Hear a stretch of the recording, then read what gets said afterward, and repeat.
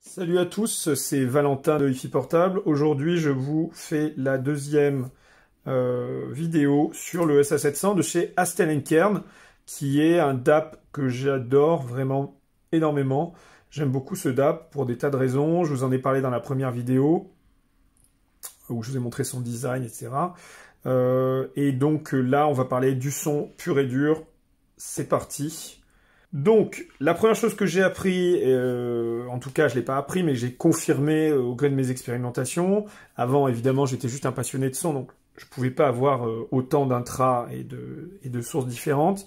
Aujourd'hui, je peux le faire, et donc je m'aperçois qu'il faut se méfier des reviews qui présentent qu'une ou deux paires d'intras. Ça, c'est vraiment une mauvaise idée. Parce que soit ça match bien et dans ce cas-là la personne va être dithyrambique en disant c'est génial, il est magnifique, achetez-le. Vous allez l'acheter, vous avez une autre paire d'intras, vous allez brancher ça et puis ça n'ira pas. Soit l'inverse, la personne branche ses intras, ça sonne pas terrible, c'est pas génial, donc elle va dire oh là là mais quelle catastrophe. Moi je l'ai vu souvent sur les forums d'échanges dédiés à l'audio. Où les gens disent « Ah non, mais j'ai complètement laissé tomber ce DAP, ça marche beaucoup moins bien que tel autre, etc. » Oui, avec quelle paire d'intras, encore une fois. Et souvent, je vois des avis sur « Ah, ce DAP sonne comme ci, sonne comme ça, il est comme ci, il est comme ça. » Ouais, avec quelle paire d'intras. Donc là, je vais vous présenter 6 paires. Donc vous pouvez vous faire une idée plus précise, en tout cas, de comment sonne le SA700. Alors le SA700, il a bien fonctionné avec quasiment toutes les paires. Alors très bien avec certaines, juste correctement avec d'autres, et pas terrible aussi. Donc vous voyez, on a les trois, sans être catastrophique bien sûr, mais ça va pas. Voilà, ça va pas, c'est pas ce qu'il faut. Donc je vais commencer par vous parler des Fourtés Noires. Les Fourtés Noires, c'est la paire ultra haut de gamme qu'a sorti 64 Audio pour son anniversaire, il n'y a pas très longtemps. 500 exemplaires seulement dans le monde. Ils ne comptent pas apparemment les refabriquer malgré mes demandes, ni même faire quelque chose qui s'en approche dans le futur. Hein. Ils veulent vraiment marquer le coup avec cette paire, ce qui peut se comprendre que c'est leur anniversaire. Donc voilà, c'est une paire que j'adore, c'est ma paire préférée actuellement avec les M5, mais j'écoute même plus les noirs encore. Et vraiment, c'est un pur bonheur. C'est une mise à jour soi-disant des Fourtés. Alors, moi, j'ai pu constater ici et là que c'était pas vraiment une mise à jour et que c'est vraiment une nouvelle paire apparemment d'intras, et que ceux qui disent ça, c'est un peu étrange. Voilà. Alors, avec le SA700, ça fonctionne extrêmement bien. Je pensais que c'était juste un très bon match, mais non, c'est un match quasi parfait ou parfait. Ce que j'écoute est très plaisant. On retrouve les caractéristiques typiques du SA700, c'est-à-dire beaucoup de détails, de textures, une très belle scène sonore, très aérée, avec un effet quasi bulle 3D, mais on reste quand même dans quelque chose de réaliste. Hein. On n'est pas un truc Dolby Surround non plus, que j'apprécie pas trop par ailleurs. Trop exagéré, un superbe placement. Pareil, aucun souffle. Hein. On est sur une paire qui est sensible quand même. Hein. C'est le cas de toutes les paires hybrides sont généralement peu résistives. Donc on est généralement en dessous de 15 ohms, voire en dessous de 10 ohms. Là, il me semble qu'on est autour de 8 ou 10. Je me souviens pas exactement de tête. Mais en tout cas, aucun souffle. Hein. C'est, comme on dit en anglais, black background, complet. Et c'est le cas sur toutes les paires que j'ai essayé. Il n'y a aucun souffle. Donc voilà. Superbe hein, pour ceux qui ont des Fourtés Noires ou qui vont peut-être en acheter un jour s'ils arrivent à en trouver. Vraiment, sans hésitation, le SA700, s'ils veulent se faire plaisir en même temps, acheter un nouveau DAP. Ou un DAP plus compact que le leur, parce qu'il est quand même méga compact et plus portatif que tous les hauts de gamme, sans être forcément en dessous.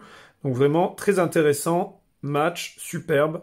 Donc scène sonore, détails, etc. La totale, le grand spectacle. Ensuite, j'ai essayé avec les N8. Alors les N8, j'adore les N8, hein, c'est une paire vraiment qui est très bien placée en termes de prix. Qui est vraiment la petite sœur, le petit frère ou la petite sœur, selon qu'on dit, des Fourtés Noires.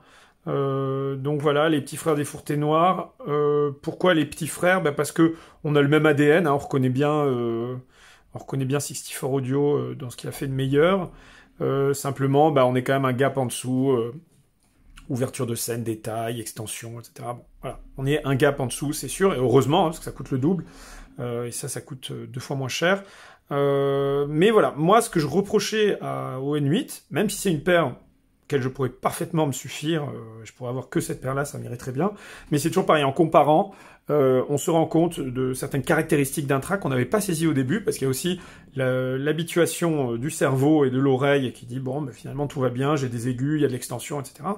Oui, quand on passe, c'est vrai, mais quand on passe des M4 ou des M5, ou même des fourtés noires, hein, ou de cette paire-là, les Nocturnal Eden, on s'aperçoit qu'on a moins d'aigus. Alors, c'est pas dark, hein, soyons bien clairs, mais on a moins d'extension dans les aigus, on a une signature, il y a des très beaux médiums, très belles basses. Ça a été conçu conjointement avec un bassiste, ça m'étonne pas, les bassistes aiment généralement le son bien rond et avec de belles textures, etc. Mais en revanche, généralement, c'est pas des gens qui vont être focalisés complètement sur les aigus. Donc ça m'étonne pas qu'ils ont adouci légèrement, modelé légèrement les aigus. Et moi, c'est une petite frustration que j'avais quand je passais d'une paire qui a des aigus très détaillés, très texturés, comme les M5 par exemple. Quand je repassais au Night, je me disais, oula, mince.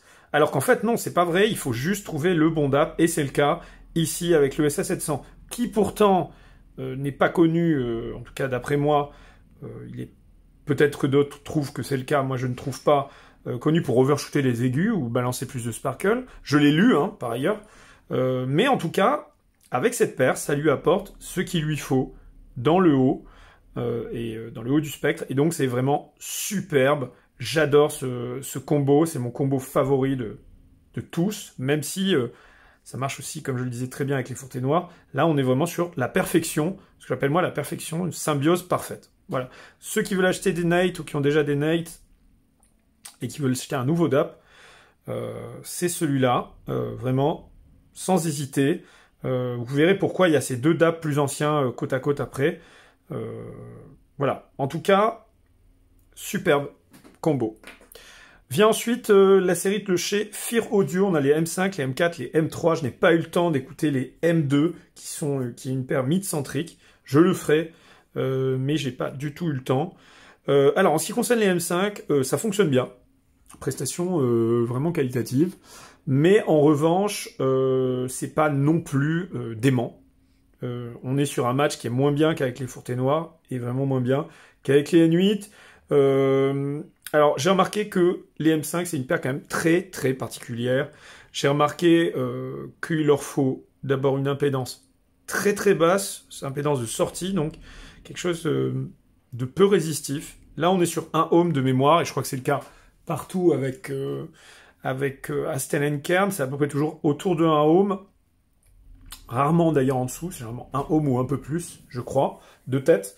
Donc là, on est sur 1 ohm, c'est bien, mais c'est pas ce que j'obtenais avec le petit dongle E1DA qu'on trouve autour de 70 €. Et oui, comme quoi, qui a une puce Sabre 9038. Et donc, voilà, ce qu'il lui faut, c'est à mon avis du Sabre. Je partirais vraiment sur du Sabre, même si on dit souvent, ah mais non, les DAC, ça n'a rien à voir. Il y a des DAC qui sonnent pas Sabre, alors qu'ils sont du Sabre, parce qu'ils sont bien implémentés ou pas. Bon, d'accord.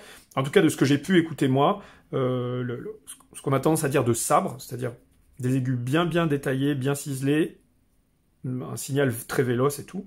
Voilà, donc du Sabre, 1, 2, de la puissance. Vraiment, beaucoup de puissance. Là, on est sur un DAP puissant, mais on a besoin, forcément, comme c'est souvent le cas d'ailleurs, de monter le volume pour avoir de l'intensité. Et intensité et niveau sonore, pour moi, ça n'est pas pareil. Quand je parle d'intensité du signal, c'est vraiment la puissance brute du signal, qui est généralement exprimée en volts. Certains l'expriment en watts. Là, on est sur quelque chose de linéaire, c'est-à-dire ça monte petit à petit. Or, sur le E1DA, et on a vu que même certains trouvaient ça trop puissant, même en mode, il y a un mode qui s'appelle le mode écouteur. Oui, c'est normal parce que c'est un dongle qui donne le maximum de puissance dès le début. Et ça, c'est très important. Ce que j'ai obtenu avec les M5 et le E1DA est toujours non battu. Même le SP1000 ne bat pas ça. C'est vraiment superbe. On est sur un match magnifique. Et donc, à prendre en considération, quand on veut acheter des M5, qui est une paire très haut de gamme, coûte autour de 3000 €, c'est qu'on peut, à mon sens, se contenter de ce petit dongle qui coûte 70 €, qui va sortir en version 3, avec des améliorations qu'on attend, c'est-à-dire le volume physique et la résistance aux ondes électromagnétiques et aux ondes radio, notamment des téléphones. Donc là, ça va être vraiment magnifique. On va pouvoir écouter son téléphone, son stream avec un tout petit dongle à 70 € et se régaler avec cette paire qui est vraiment sublime quand on arrive à bien la matcher. Voilà, donc demi-teinte, pas besoin de se ruer sur le SA700 ou de prévoir de l'acheter si vous prévoyez d'acheter des M5. Pour les M4, alors les M4, c'est une paire que je trouve très réussie. On est sur la même formule, sauf que cette paire-là n'a pas le petit driver électrostatique qui se trouve ici. Et on le sent. Alors, qu'est-ce qu'a fait Bogdan, qui est le directeur de FIR Audio? Il a eu l'idée de faire un EQ, enfin de tuner plus, du coup, les aigus pour rééquilibrer un petit peu la différence. Évidemment, ça donne pas la même chose, hein, c'est pas les mêmes drivers, ça donne pas la même chose. Mais je trouvais que cette paire, qui était très réussie dans les médiums et les basses, un petit peu moins d'intensité qu'ici, avait trop d'aigus sur ce que j'avais branché. Alors je me suis dit, tiens, c'est un bon moyen de vérifier si le SA700 est un petit peu exagéré sur les aigus. Est-ce qu'il y a cette sensation que je croyais avoir? Eh bien non, à mon grand étonnement, on est sur un match vraiment top. Ça transforme un petit peu les M4, ça leur donne un aigu, contrairement à ce que je trouvais plus doux, comme quoi vraiment, c'est super curieux, ces histoires de match. L'impédance n'est pas la même à chaque fois, hein, sur toutes les paires, donc on voit bien que c'est vraiment aussi l'impédance qui peut jouer, puisque là, l'impédance, évidemment, elle bouge pas. Donc voilà, là-dessus, on est sur un match qui est vraiment superbe, fait que avant je préférais les Nocturnal Eden au M4, et bien là, je préfère les M4 et le SA700 que les Nocturnal Eden, que j'adore, avec le SA700 d'ailleurs, mais avec tous les autres que j'ai pu écouter. Donc voilà, une paire vraiment à considérer et à reconsidérer si vous ne l'aviez moyennement aimé, notamment à cause des aigus, j'ai entendu ça, notamment les amateurs de métal me disaient non, ça envoie trop. Eh bien, à réessayer avec le SA700, c'est très surprenant. On a une suavité, un peu plus de douceur dans les aigus, ça adoucit sans les casser non plus, sans enlever l'extension. On est vraiment, comme je dis souvent, dans le match idéal, là, à mon avis. Encore une fois, superbe match, autant que les N8. Alors là, ça les transforme pas, mais ça leur donne le petit peps qui leur manque dans les aigus. Là, ça les transforme quasiment. Vraiment, on se retrouve avec encore un peu plus d'assises dans les basses, un médium vraiment ample, et surtout des aigus maîtrisés, vraiment waouh. Voilà, superbe. Avec les M3, on est aussi sur, comme les M4, sur un beau match. Peut-être moins, ça les transforme moins, mais ça leur donne de la vie. Les M3, moi, je les aime beaucoup. C'est une paire très facile à aimer, très facile à... Quasiment tout le monde aime les M3. Pourquoi? Parce que c'est très équilibré, surtout le spec, il n'y a rien qui dépasse. C'est plaisant, c'est une signature qui n'est pas du tout agressive, tout en restant assez technique, avec de belles textures, etc. On est bien sûr en dessous des M4, des M5 et de tout ce qu'il y a par là. Là, on est dans l'ordre de prix, là, hein, du plus cher au moins cher. Donc voilà, et bien là, ça lui donne de la vie, beaucoup de peps, c'est vraiment super plaisant. Du coup, on est sur une belle transformation aussi de l'intra par le DAP, par le match. Donc, toujours la même chose. Ce qui compte, c'est de matcher les paires qu'on veut acheter. Hein, et sans se soucier de la valeur, du prix, etc. Au départ, il faut vraiment partir sur le fait, voilà, j'ai tant de budget, comment trouver la meilleure combinaison entre le DAP et l'intra. Et ne pas, comme certains disent, acheter qu'un super intra et puis un DAP pourri qui n'ira pas. Pourri non pas parce qu'il coûte pas cher ou parce qu'il n'est pas performant, mais parce qu'il n'ira pas avec les intras. C'est toujours pareil, c'est pas le prix qui compte. Toujours voir un investissement nouvelle paire. Si on a déjà un DAP qui match, bon bah alors là c'est parfait. Si c'est pas le cas, il faut repartir de zéro quasiment à chaque nouvelle paire. Alors là c'est moins le cas, on a vu que ça a marché quand même avec pas mal de trucs. Mais en tout cas voilà, trouver le match parfait. Pour moi, voilà, les N8 c'est le match parfait, les M4 vraiment impeccable. Les M3 aussi, pour ceux qui veulent acheter des M3 et prendre un beau DAP. Vraiment, le SA700, c'est magique. On termine avec les Nocturnal que j'adore moi personnellement. C'est une paire qui coûte un peu plus de 1000 euros, qui existe aussi bien, tout comme toutes ces autres paires, sauf les N8 qui existent que en custom. Là, on est sur une paire qui existe en custom sur mesure et en universel. Là, on a la paire universelle qui est livrée avec un assez joli câble. Eh bien, on est sur une paire super maîtrisée, avec des aigus magnifiques. Hein. Je ferai un test dédié. Et bien là, typiquement, on n'est pas du tout dans un bon match. Hein. C'est une paire que j'adore. Mais là-dessus, si j'avais pour la première fois écouté les Nocturnal avec le SA700, j'aurais dit ça ne va pas du tout. J'aurais pensé, en plus le pire c'est que j'aurais pensé que et les Nocturnal et le SA700 n'étaient pas bons. Or, c'est faux. Séparément, ils sont excellents. Le SA700 est vraiment un superbe appareil. Les Nocturnal est une paire magnifique, mais ensemble, ça ne va pas. Ça manque de charnu, c'est presque anémié. Il y a une distance avec la scène sonore qui est un peu louche. Voilà, ça va pas. Ben, voilà, là, on est typiquement, et je suis très content d'ailleurs de ne pas avoir dit ah bah ça marche avec tout, c'est super, parce que on aurait dit bah oui, lui, il nous dit qu'il faut faire gaffe avec les matchs. Il nous dit bah tout va bien, ça marche avec tout ce que j'ai branché, c'est génial. Non, ça n'est pas génial. Les Nocturnal, il leur faut à mon avis un DAP très charnu, hyper charnu. Faut pas hésiter à y aller. C'est une paire qui est très maîtrisée. Là, pareil, encore une fois, c'est une paire qui a des aigus très clairs, hein. Jamais agressif, mais très clair. On voit bien que le SA700 n'est pas overshooté sur les aigus, là, encore une fois. Mais c'est pas vraiment terrible du tout. En revanche, quand j'ai fait la listening session la dernière fois, il y avait plein de DAP différents. Tout le monde avait son DAP différent.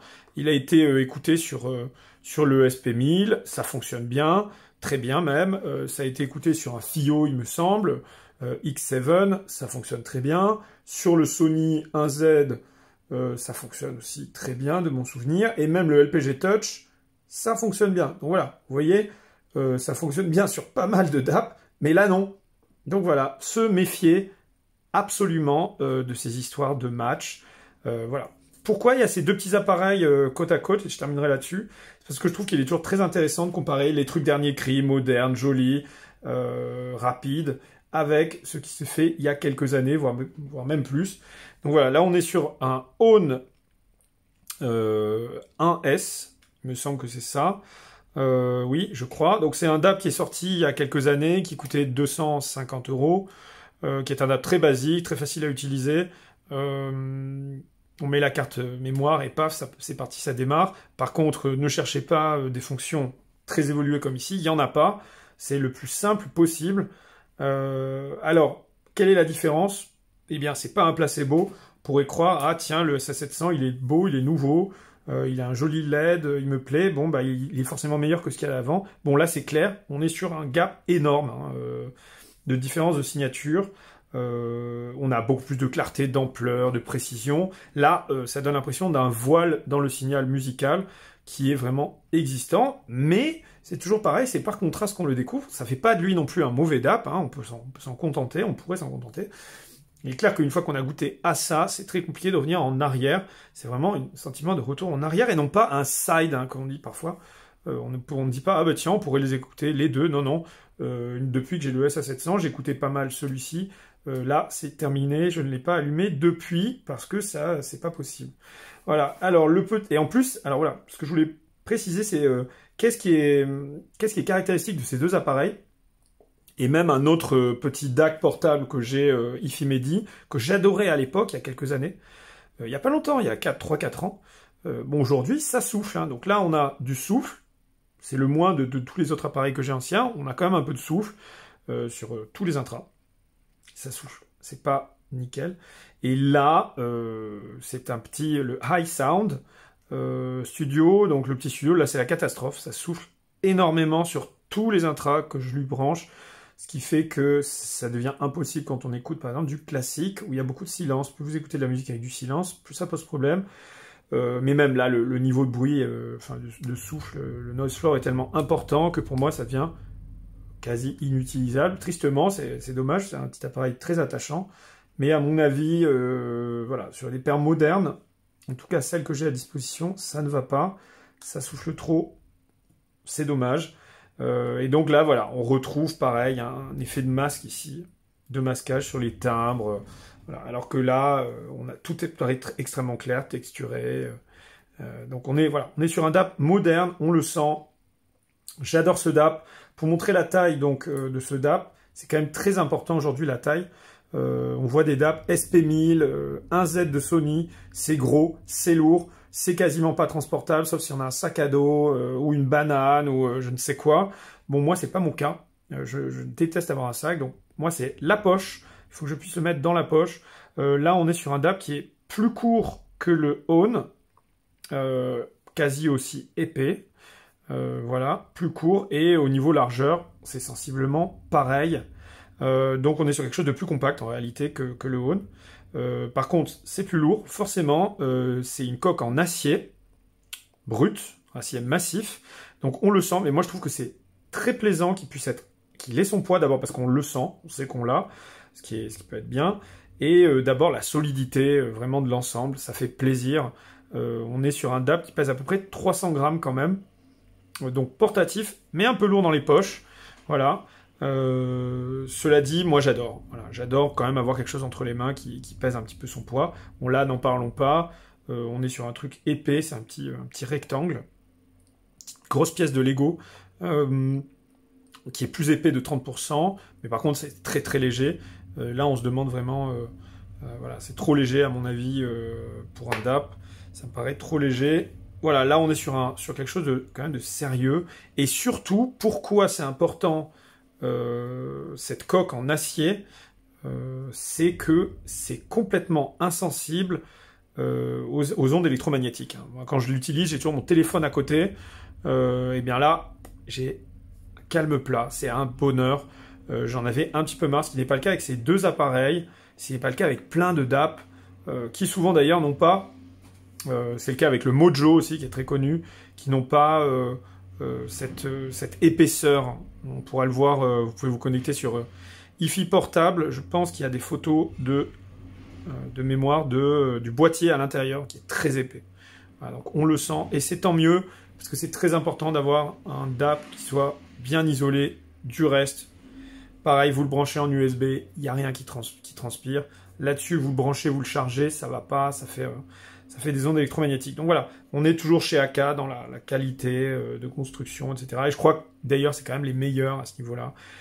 Pareil, pas de bruit inhérent au menu, des petits bruits parasites qu'on pourrait entendre sur certains DAP. Là, ça n'est pas le cas. C'était le cas, par exemple, dans mon souvenir du Play New One.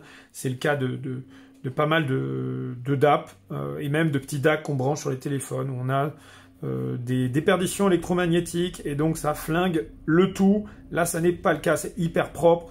Les sorties, en parlant des sorties, j'ai utilisé la sortie balanced et la sortie non balanced. Alors, je préfère la sortie balanced. J'ai pu comparer avec des adaptateurs, mais la sortie single-handed est bonne, très bonne. On est sur quelque chose de très très bien, mais bien sûr, on n'a pas le petit cherry on the cake, petit extra de la fonction symétrique qui, comme souvent chez AK, est meilleure.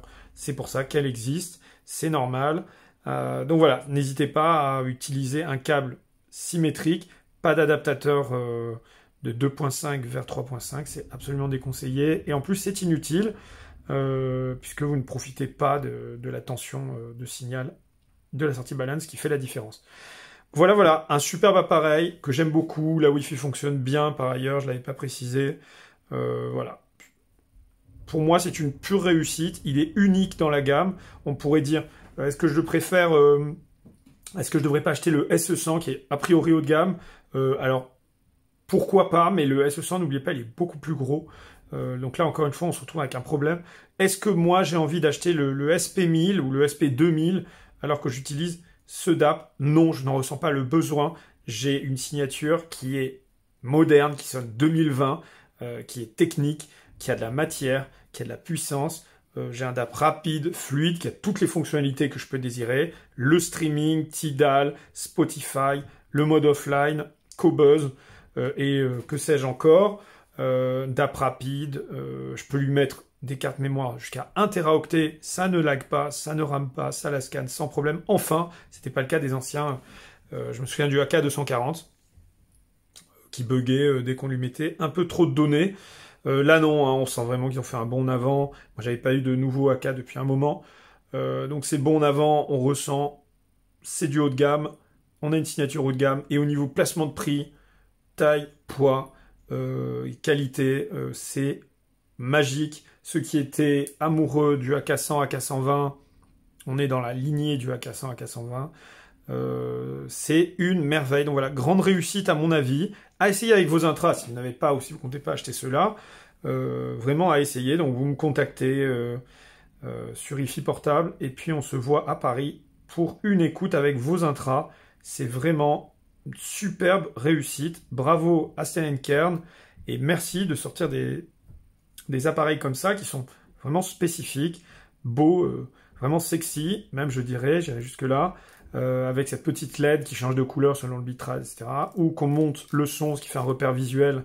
Si plus on augmente, plus ça devient rouge. On peut l'éteindre hein, pour ceux qui détestent ce genre de petits gadgets. Moi, perso, j'adore. Et en plus, c'est élégant. C'est pas spécialement un gadget, je trouve ça vraiment très élégant. Donc voilà, bravo à Stellen & Kern. Et je vous retrouve bientôt pour de nouveaux tests. Je vous souhaite de bonnes écoutes.